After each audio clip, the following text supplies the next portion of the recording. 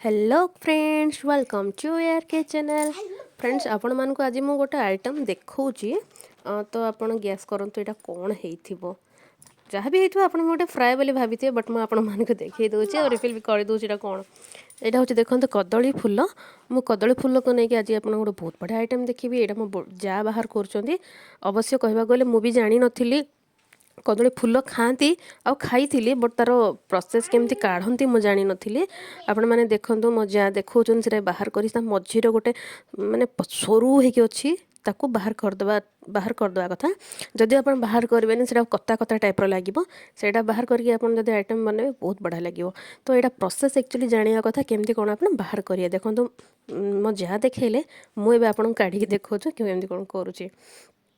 कदली फूलर गोटे गोटे पाखुड़ा देखो बाहर पाखुड़ार साइड साइड रे ए जाक थी। तो देखो यहाँ मुझे बाहर कली गोटे गोटे पीसेस पूरा लगी लगी रही ताकू आप मझीरू जस्ट टिके हल्का खोलीदेवे।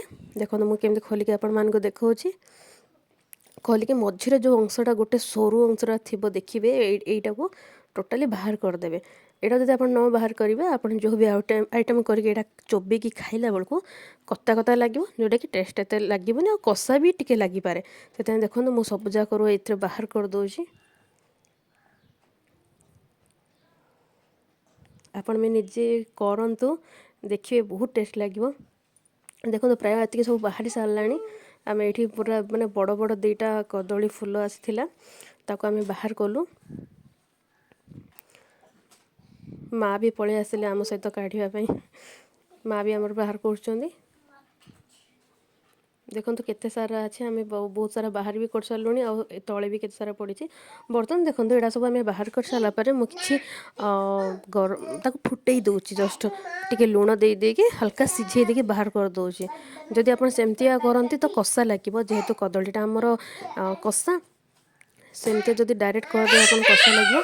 तो आप अल्प टिके लुण देकी 5 ରୁ 10 मिनट खंडे सीझे देवे। तापर स्टैंडर देखो मुझे केमती बाहर कर दूचे जोटा कि छाणी की जमा से पानी रही हल्का ताको 5 ରୁ 10 मिनट आप सीझेबे। बर्तमान देखो सब मुझे छाणी बाहर करदेली। जेहेतु आम चिप्स बनवा तो मुझे आयरन पाउडर बेसन हल्दी मसला लुण लुण अल्प पकड़े जेहेतु आम सीझारे पकईचु सहित कि फूड कलर नहीं आप ननेले भी चलो। सहित टी अदा रसुण पेस्ट टी देदेली। बर्तमान जो कदली फूल को कौन करवा आम से भल भाव में गोला गोली करदे। ताती मु हल्का हल्का गोलौची फाइनाली गली भी सारे। बर्तमान आम चिप्स छाणी बाहर करदे। देखो तो ये पूरापूरी होगला माने टिके पाखापाखि हो ठंडा है ये पूरा गोटा गोटा हो बाहरी पड़ो। आप ठंडा है बाहर कर दिंतु आपण मैंने भी करूँ खातु आमती कली आप कमेंट मध्यम निश्चय जनइबे। यहाँ बिना कलर रही। धन्यवाद।